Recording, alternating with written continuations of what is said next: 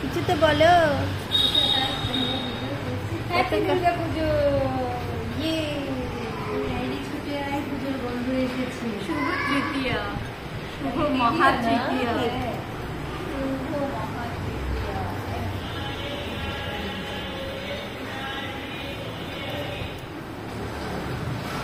তাই অনু কি করছো গো?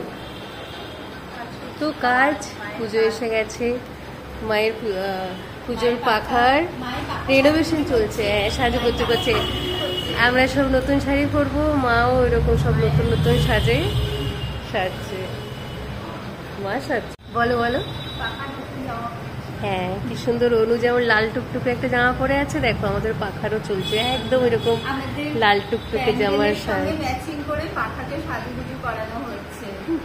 লাল সাদা প্যান্ডেল, তাই জন্য লাল রঙের পাখা।